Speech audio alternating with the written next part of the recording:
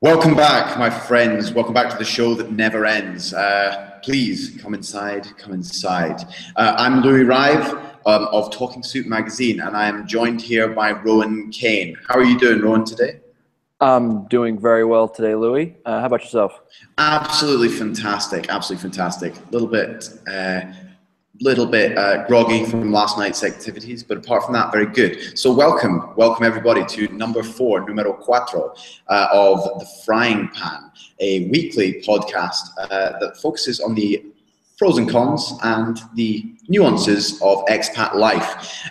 For those of you that don't know, I am broadcasting from southern Spain, Andalusia to be slightly less vague, and Rowan is broadcasting a whole 6 hours east of here in Indonesia. How do you say the frying pan number 4 in Indonesian, Rowan? The frying pan number 4. I think pan is pan, frying is goreng.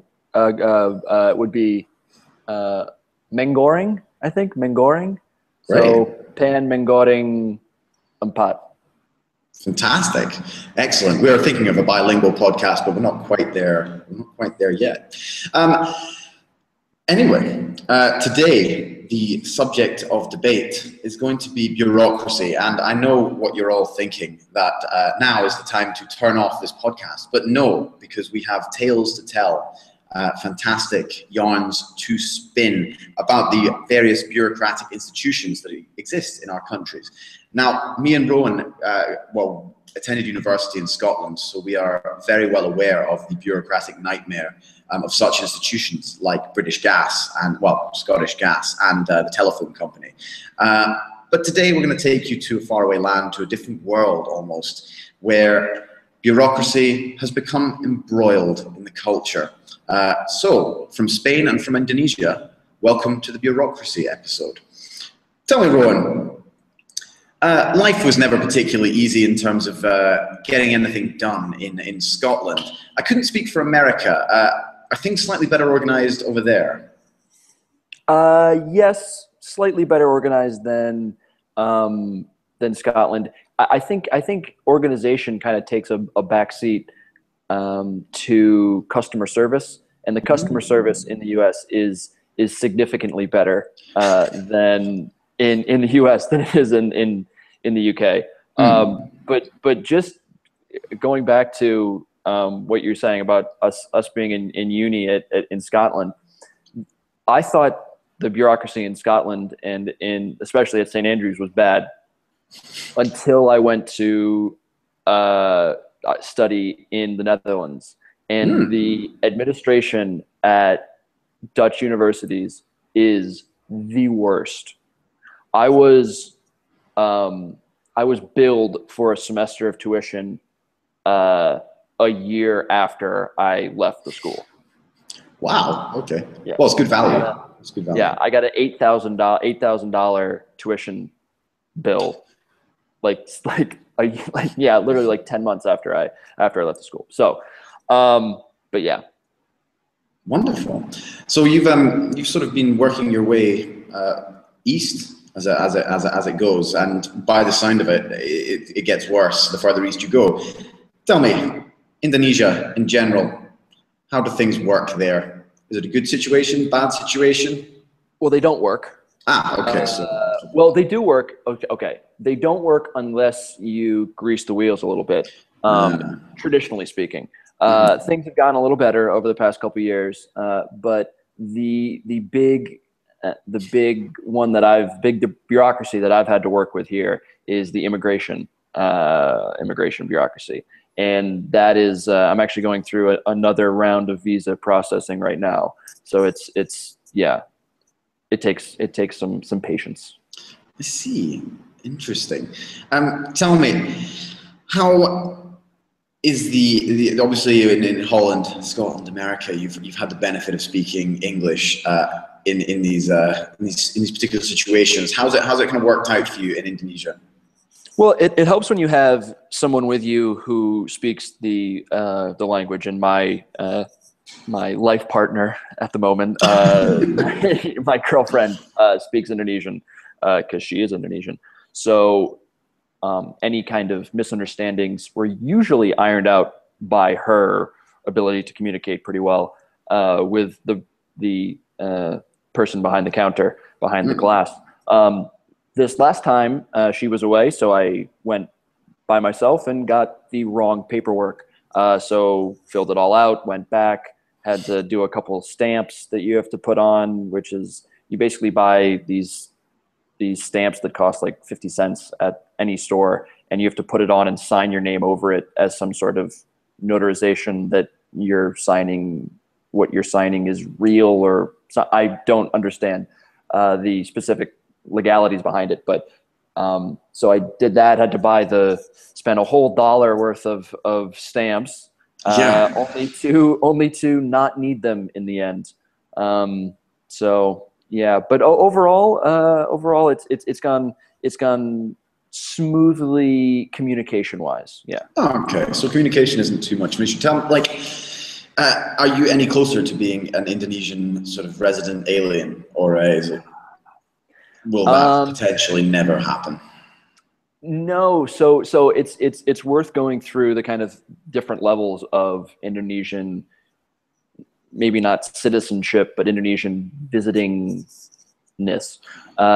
There are, let's see, 4 or 5 different levels of Indonesian like visa and residency. There's Indonesian citizenship, which I think you have to live here for 10 years or something to get it. It takes the whole, and it's that's not going to happen. The next level down after that is what's called a kitas, which is basically the green card. And there's different categories of kitases.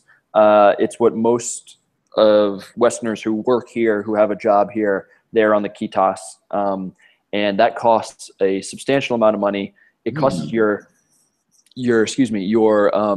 employer $100 a month to employ you on a kitas, because the Indonesian government wants Indonesian Indonesians to have these jobs. They want to deter foreigners from coming to Indonesia and taking Indonesian jobs. So so this $100 a month, so $1,200 a year, is a tax, and it goes back into job education for Indonesians, which at the surface seems like a decent idea, but it's actually not. Like, it just doesn't work like that. So then there's a kitas, and then if you marry an Indonesian, you get residency, but after 2 years. So you marry, after 2 years you get residency, but then you can't work in a lot of different. You can't just openly work. You need a different kitas to work, and that's a whole thing. And then below that, there's a business visa, which allows you to come into the country to do business, but not like have a job. And that lasts for a while. That lasts for up to a year, 6 months to a year. And then there's a social cultural visa, which allows you to stay but not work at all. And then finally, there's the tourist visa, the visa on arrival, which you show up at the airport and you pay $35 and you get a month, and then that can be extended another month, but you're not supposed to work on it. And then finally, some countries now can just come, including the US, can just come and stay for a month visa free. All right, okay. Well, that's like a remarkably positive situation. On the scale of 1 to 5 there of the Indonesian visa situation, where are you currently on that wonderful ladder? Down the bottom. Down the bottom. Yeah. Okay. I need to start working my way up though if I'm gonna stay here for. Oh, there's the journalism visa as well. I forgot about that. So that's what, like 6. That's and the thing is it's all complicated. It's all everything is different. Everything you need different forms and stuff. So now we're getting into like the depths of bureaucracy, and you said that this podcast was going to be interesting, and it's taking a very uninteresting turn. So we can move away from the different types of visa. Well, yeah, absolutely. You said you need to grease the wheels a little bit there, which is something I can very much relate to here. Have you had to actually bribe someone as of yet? I have bribed a policeman a couple times. Wow, there's an interesting story. Okay, yeah. why? This had nothing to do with this. I guess it does have some stuff to do with bureaucracy. So the Indonesian, to drive in Indonesia, you need either an Indonesian driver's license or you need a international driver's permit, which the Indonesians accept, but they're not party to a international driving. There is a international drivers like treaty that was signed in the late 1940s. That most countries are party to. Indonesia is not, but they still accept the international driver's license, but they don't accept like the British they wouldn't accept a British driver's license, or they wouldn't accept an American driver's license. You have to actually get the international permit. I didn't know that. I got pulled over when I was practicing. I was just doing some loops, doing some laps, and officer friendly pulled me over and pointed, and my Indonesian still wasn't very good, and when I get nervous it disappears entirely. So he asked me where my license was. I gave him my American license. He said, no, you need an international license. And I said, well, I don't have an international license. And he goes, well, and he points at a thing and it says 250,000 rupiah, which is like $20, $20. Okay. Not a enormous amount, but an annoyingly large amount. Yeah, I guess everything's relative. So unbeknownst to me, you can actually kind of bargain with police officers in these situations. It's like a haggling culture. Exactly. I did not bargain. I just forked it over because, again, I panicked. And then so that was the first time. The second time, same reason. They have traffic stops that they just pull everybody over and check your papers. And at random kind of places and times around the city. Around the country. But I guess a really tall blonde guy driving a car in a country where everyone's about like 5'2" and absolutely nothing like it's going to be if you're going to pull anyone over. I sympathize. Yeah. So they do target white people. To pull them over. And so same kind of thing, but I think for this time I only paid like 100, 150. So significantly less, but so I am, it's obviously illegal, but you gotta do what you gotta do. Yeah, absolutely. No, fair enough. It's takes a fair amount of cojones to get it out, but well done. Well done. Yeah. So what about you, Lou? What's your? Do you have any horror stories of Spanish bureaucracy? Well, mine's like obviously it's slightly different as I'm EU, so I'm supposed to be able to sort of move freely in between countries here, as many people may know. But yeah, in general, if I had to sort of sum up the Spanish bureaucratic system, it is an absolute nightmare. It's very funny. There's two time periods in Spain that I seem to have figured out in terms of bureaucracy. One is mañana, which means tomorrow, and then there's mañana, which is tomorrow's tomorrow. And mañana, though it means tomorrow, it actually, if you read between the lines, it means never, and it won't happen. And mañana, that means like you can actually give up. Like there's literally no point in trying to continue along this track. My two main examples have been you have to apply for residency, like a sort of temporary citizenship thing. Everyone has these identity cards, which you need in Spain, and you get fined, I think, if you don't have one. But that is that requires this kind of maybe 3 or 4 day wait at the Foreign Office with a bunch of people from sort of Central Africa and Romania who don't speak any Spanish and want to become residents here. It's a bit like horrible because I think some of these people have literally made it across on those boats that keep capsizing in the Straits of Gibraltar. But so it's a write-off. Like it's absolutely impossible. Like I think if you go down at sort of 2 in the morning and wait, there's a chance you'll get seen within 1 day, but that's by the by. So you can't get paid anything, and you can't have a bank account without having this ticket. So obviously you see the dilemma. You want to get paid, you need the ticket. You want to pay tax, you need the ticket. And then people ask you why you're not getting paid or where your tax is going, and you have to say like it's your fault. And they don't like that.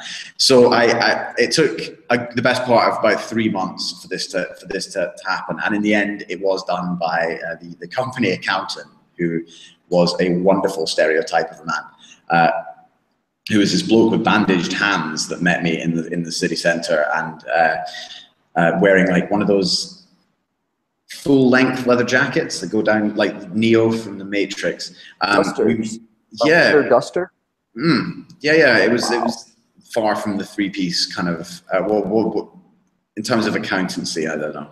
I didn't really speak any much Spanish at the time, so I had no idea what was going on. Anyway, he sort of knew somebody in the government, which means he paid somebody like a sort of sack of money in order. And yeah, it happened within about 10 minutes. As soon as the cash had changed hands, I had the citizenship, like straight off the bat. But they didn't really do a very good job. In terms of my address, it says the first line of my address here, and then the rest is just half my address from Edinburgh, and then it finishes with London.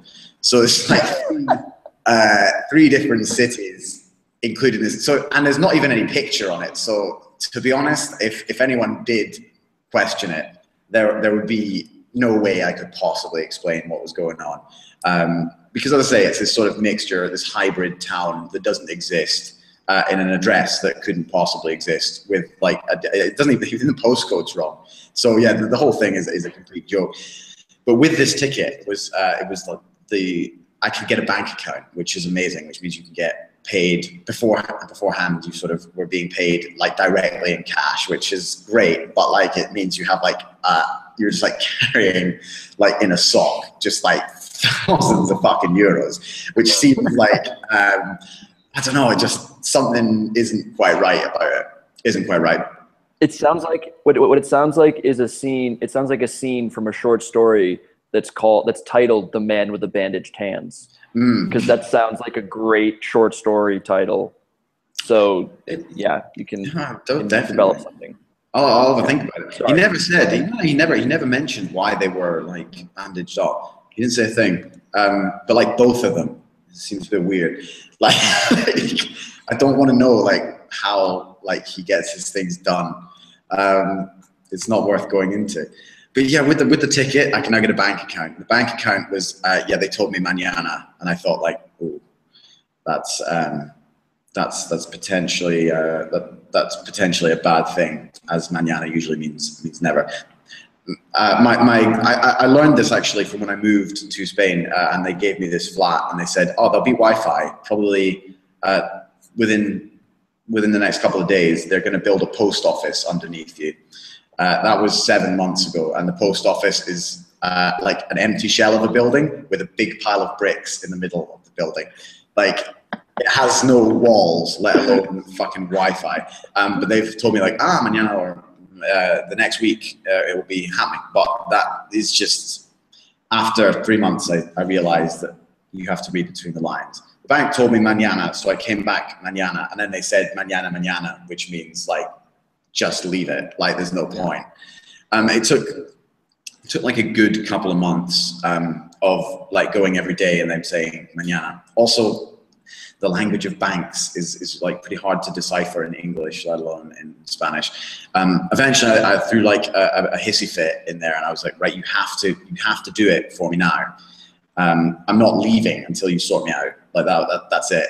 And that was what got it done. But again, it was like an incredibly half-assed job, because it turned out my like little ticket wasn't a ticket at all. It was just not valid at all. It meant nothing, and the address was wrong. So the address they have for me is the hybrid address for my bank account. And then they took my passport, and they got my name wrong as well. So as far as, well, to the Spanish banking system, I'm known as Kenneth James Louis. And my actual full, my second name is not included anywhere on my bank account. It just doesn't exist. Is Kenneth your name anywhere? Yeah, that's it's one of the middle ones. They Okay. don't get a lot of exposure, but it's one of my first names here. Okay. So yeah, I'm Kenneth James Lewis, and I have this like bogus bank account that that works. It's just I don't know how, if someone was like, "This is yours," and I said yes, there would be pretty much no way of me proving that it was mine. As the name, the address, and a multitude of other things are completely different to my real life. On the plus side, if I ever want to kind of disappear, it will be very easy to do so in this case. Yeah. But that was those have been the two kind of the ways of doing things. I'm quite interested in the culture of these things. There's a very, coming from Britain, it's a very kind of tiptoeing around the problem culture, whereas here it is seizing the bull by the horns, either paying someone a lot of money or being really nasty to them for like 10 minutes. And then everything kind of gets done. Whereas in Britain, you'd have to just sit on a phone call listening to loop music until somebody hung up on you. That's how it works. That seems it's about the same here in terms of like actually having to take matters into your own hands and like make sure things are done. Boom, boom, boom. Because mañana. There's a kind of, it's very similar here. Besok means tomorrow, but it also means like in the future. Yeah. So besok, like yeah, bisa besok, can do it tomorrow, yeah. Or nanti, which is later. So yeah, nanti, yeah, nanti, yeah, besok, yeah. So it's a very similar kind of, yeah, we can do it. We'll do it later. We'll do it later until you say no. Fucking do it right now. Yeah, fuck off. Like there's no way I'm. Yeah, then it's. It takes a while to get this once you're kind of used to the Anglo-Saxon culture of complaint, which is like very structured and has no kind of ramification. But that's the thing, is like, I don't know if it's the same in Indonesia. They don't seem to mind. Like the next day when I come in and you've been like, listen, you dog, like I will not leave this building until I get what I want. And then they're like a bit hissy at the time, but then the next day it's kind of just, it's just kind of normal. There's no real issue to it, which maybe that's the better way of doing things. Yeah. Impersonal, but not like taking anything personal either. No. But yeah, overall kind of, there's just no kind of common sense to the whole thing here, which is great. There was actually another story of when I ordered coincidentally ordered some shoes, over the internet, because Spanish people have much smaller feet than me, so it's impossible to buy shoes in Spain. I can only imagine the issues in Bali are like beyond description. But yeah, it's not easy. But the guy that kind of delivered them showed up when I wasn't there. So like my neighbor let him in, and then he didn't leave the shoes. He like took the shoes with him, and it was just like, why on earth did you not just take the shoes from him and give them to me like at a later date? And then it had to be, he tried again, and like the exact same thing happened, despite the fact that I'd spoken to him, said like, I'll just leave them. And then it's like, no, it's fine. We took them back to the delivery office, and I said, okay, great, I'll come around and pick them up tomorrow. Where is the delivery office? Like, it's in Madrid, which is maybe 8 hours drive from here. And these kind of situations is when I should have been like, that was when the 20 euro note should have come out and like been tucked under my door, and that would have sorted this out with like no trouble at all. In the end, it was like, it had to be sent to like another city, and then this is the kind of thing that you're up against every day. Yeah. So speaking of things that you're up against every day, what is your expat experience of the week? Well, for those who listened last week, I was briefly on holiday in France, and then I came back yesterday and attended the local fair, the local feria, where I drank a bit of beer, and I actually did partake in some fizzy white wine with lemonade, which means my stomach's feeling more or less it's like a cement mixer this morning. Don't want to go too much into that, but I did see the feria, which was a very interesting thing. As I explained last week, the origins of the feria were in a horse a local horse market for the aristocracy. And I was under the impression there would be no horses, but there was actually some horses. And they're very, very nice horses as well. Very beautiful, well-kept horses. The issue was the riders were like in a state of extreme inebriation by the time I got there. Like really, really like out of control drunk. And they were playing a game which I've never seen before in my life, which they had a piece of waste ground with a clothesline midway sort of in the waste ground. And on the clothesline were affixed 10 postcards on the clothesline. And the people on the horses would get the horse to like a proper gallop, kind of racehorse style, Derby Day, and in their hand they had a pair of chopsticks, effectively chopsticks, and they would try and grab the postcards from the clothesline while at a gallop with these horses. The two things that made this a completely futile game was, first, the inebriation was like, some of these guys really couldn't even stay on the horse. Like they were quite overweight and also like just beyond drunk, which is what will happen if you sit around drinking red wine and lemonade in 40-degree heat all day, and then try and ride like an extremely dangerous animal if you're not really that well trained for it. I saw a couple of guys sort of falling off trying to get on, and it just seemed like this is fucking nuts. So that was sort of 50% the reason how nobody caught a postcard. And the second reason is Spanish people don't know how to use chopsticks. Like it's not a thing here. Go at it with two hands, like just no. It was literally because they had to hold on to the reins, so they had the chopsticks in their hands. They were going for it, but even if you go to a Chinese restaurant here in Spain, they don't have chopsticks. They just have a spoon, and it's fucking shocking. But like that's for another podcast. But so coupled with extreme drunkenness and an inability to use chopsticks, they did a few runs across this piece of waste ground, and for like quite a while actually, about an hour. And after an hour, the horses were pretty finished. Like once you've got a 200-pound drunk guy on your back and in 40-degree heat, they were like sort of visibly sweating and salivating at the mouth. And then after somebody just sort of called time on it, the postcards. They dismounted and took the postcards off just with their hands, and then went out clubbing. There was a trance tent with like some pumping Europop, and that was enough. I did see one horse. Yeah, exactly. One horse did sort of escape the waste ground and was outside the Eurotrance tent, and people were saying that it was dancing. But it wasn't. It was just like the horse had clearly taken some ecstasy or MDMA or something and was just rolling on Molly.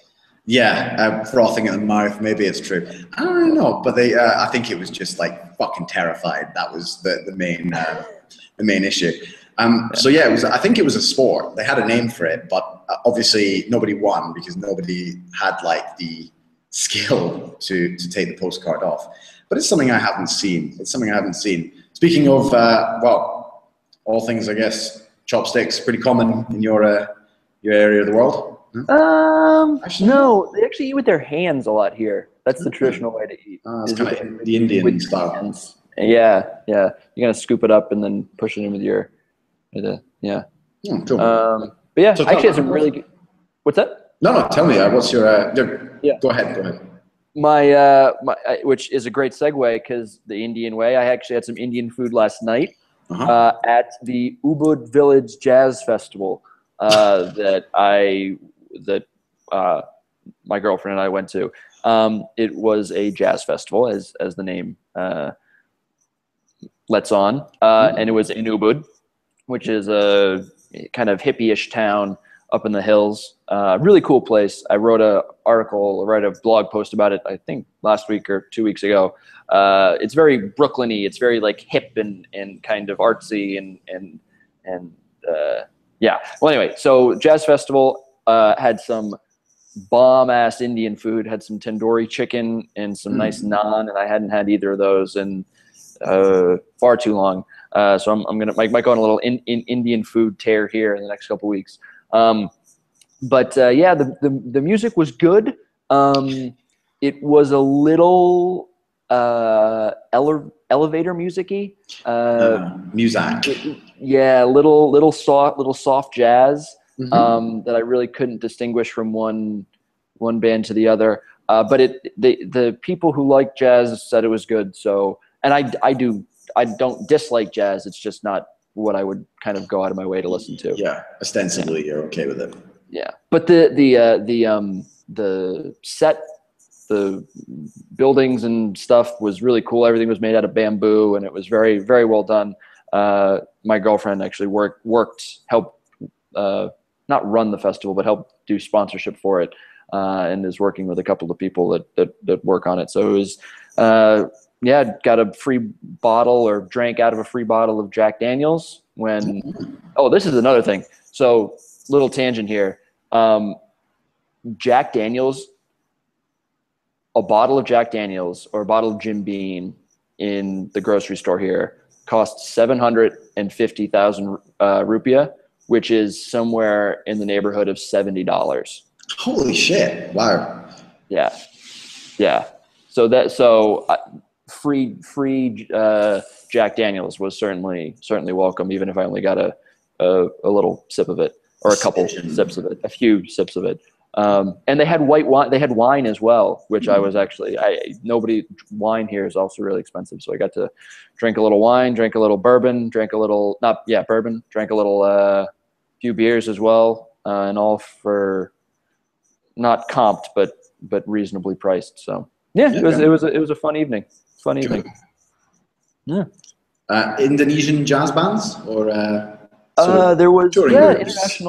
international. There was some Indonesians playing. There was a Australian saxophonist who was really good. That was like really hard jazz. Like if you're gonna play jazz, like come at me with what you're doing. Give it some wildly. I understand. Yeah, Australian guy was good, and yeah. So an eclectic mix. And a little plug for next year. If you're in Southern Bali and you would like to experience some jazz, maybe not the hardest jazz you've ever heard, go to the Ubud Jazz Festival. Yeah, and another plug in mid-October, is another event at the same place, same location, that a very famous guitarist called John McLaughlin. You're a musician. Do you ever heard of John McLaughlin? I've heard of John McLaughlin. Yeah. He was 43rd on Rolling Stone's top 100 guitarists of all time. Yeah, he's coming and he's playing with one of the guys that played last night, and then is donating his guitar to the museum there. I was at like a museum kind of thing. Cool. And Nadia's, my girlfriend's working on that as well. So yeah, come. I think it's right around my birthday, so right around mid-October. So yeah. If you find yourself in the South Seas, well, not the South Seas really, but in the in between, in the Indian Ocean, I suppose. Yeah. There you go. Head. Yeah. Great. Fantastic. All right, Lou. Well, thanks for the chat this week. It was a good one. Absolutely. Hope that we have shed some light upon the challenges that face us every day, so that when you are faced with said challenge, you will know roughly what to do, which is pay people or be nasty. Yeah. Is what you can take away from this. But yeah, thanks again for tuning in, everybody that tunes in. We'll be back next week at our usual, probably around our usual time. Sorry for being a bit late this week. I've been away. If you want to get in touch with us at the podcast, you can get in touch with me via my website, which is www.talkingsoup.com, or on Twitter at talkingsoupmagazine.com. Rowan, how can they get in touch with you? On Twitter at RLM Kane, Romeo Lima Mike Kilo Alpha November Echo, or at my blog semawongstories.wordpress.com. Yeah, thanks for taking the time this week, Lou. Always a pleasure, Rowan. Always a pleasure. See you soon. Take care of yourself. See you soon.